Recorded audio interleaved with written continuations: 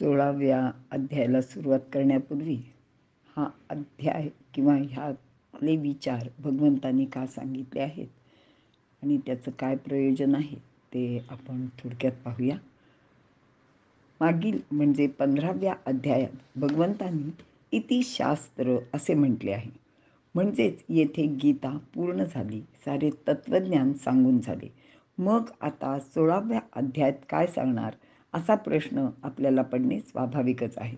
आणि त्याचे उत्तर असे आहे की ज्याने हे सर्व शास्त्र जाणले आहे व आचरणात सुद्धा आणले आहे, तो आपल्यामध्ये वावरणारा भगवंताशी तादात्म्य पावलेला भक्त आपण कसा ओळखायचा, आणि असा प्रश्न अर्जुनाने विचारण्यापूर्वीच भगवंत त्याचे उत्तर या अध्यायात देत आहेत.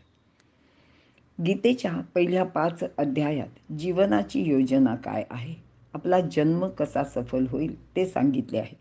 अध्याय 6 ते 11 पर्यंत भक्तीचा विचार निरनिराळ्या पद्धतीने केला आहे. 11व्या अध्यायात भक्तीचे दर्शन होते, तर 12व्यामध्ये सगुण निर्गुण भक्ती यांची तुलना करून भगवंताने भक्तांची लक्षणे सांगितलेली आहेत. या अध्यायापर्यंत कर्म व भक्ती या तत्वांचा अभ्यास आहे, तर ज्ञानाचा विषय 13 ते 15 या अध्यायात केलेला आहे. आत्मा देहापासून अलग करणे, त्यासाठी त्रिगुणांना जिंकून त्या पलीकडे असलेल्या प्रभूला सर्वत्र पाहणे. 15व्या अध्यायामध्ये जीवनाचे संपूर्ण शास्त्र आहे. पुरुषोत्तम योगात जीवनाची पूर्णता असून त्या पलीकडे मग काहीही उरत नाही हा विचार सुद्धा स्पष्ट केलेला आहे. कर्म, ज्ञान व भक्ती ही 3 वेगळी नाहीत. साधकाची निष्ठा यापैकी एकावर असली तरी त्यात परमार्थ असत नाही, कारण जीवनातील प्रत्येक क्रियात परमार्थ भरून राहायला हवा. प्रत्येक कृत्य सेवामय, प्रेममय व ज्ञानमय व्हायला हवे.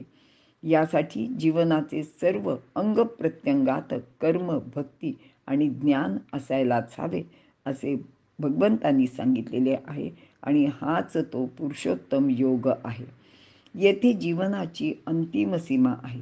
मागील अध्यायात भगवंतांनी इति शास्त्रम असे सांगितले, म्हणजेच एका अर्थाने गीताशास्त्राची येथे पूर्णता झालेली आहे.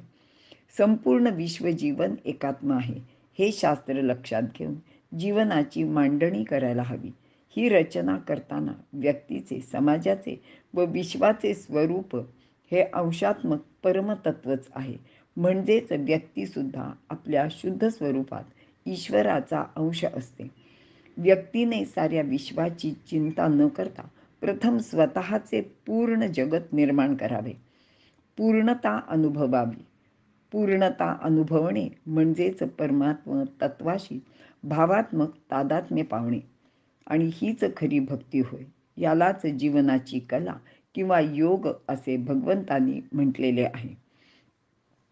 एवढे सांगून झाल्यावर सांगायचे काही शिल्लक राहत नाही, म्हणून त्याला इति शास्त्र असे म्हटले.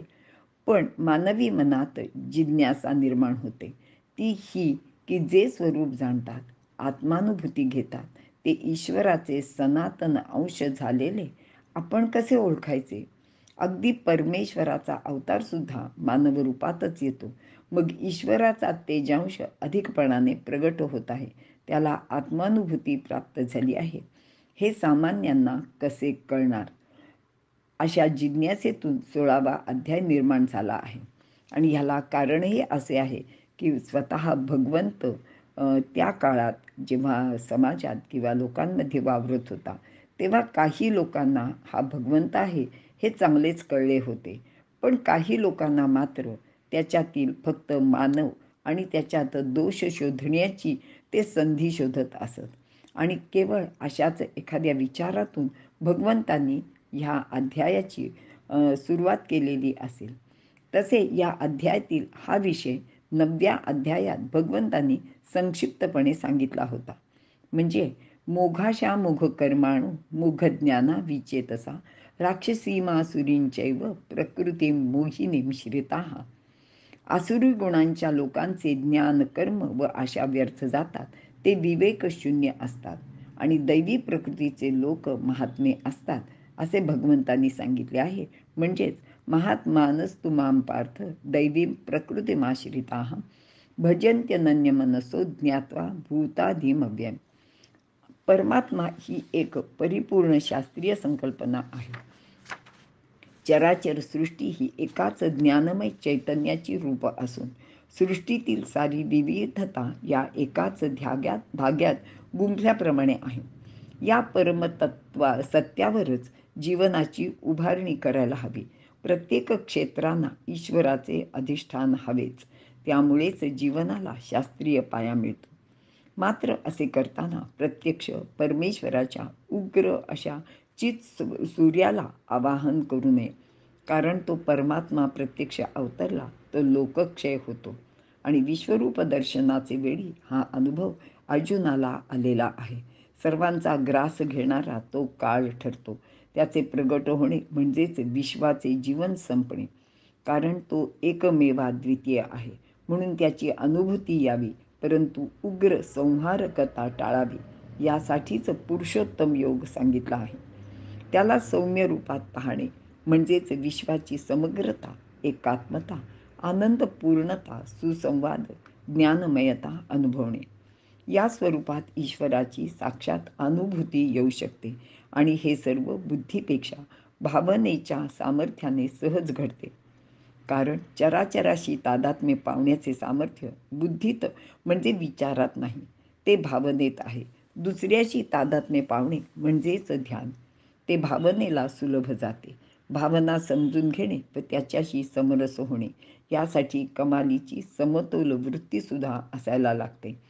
न्यायप्रियता हवी आणि असे झाले तरच एकात्मतेचा अनुभव घेता येतो.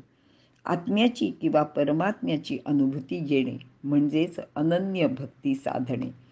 आपल्यातील आत्मा ज्यावेळी सृष्टीत संपूर्ण असलेल्या आत्म्याला पाहतो त्यावेळी त्याच्या तादात्म्याच्या ओढीने जो भावप्रवाह सुरू होतो त्यास भक्ती असे म्हणतात.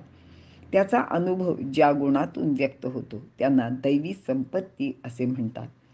ते दैवी गुण कोणते ते या अध्यायात सांगितलेले आहे. तसेच आसुरी गुणांचे किंवा संपत्तीचे वर्णनही यात केले आहे.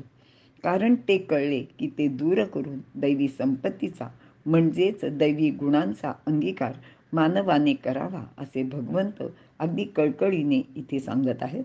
यानंतर आपण 16व्या अध्यायाच्याकडे वळणार आहोत, अर्थ पाहणार आहोत. इथे आपण थांबूया.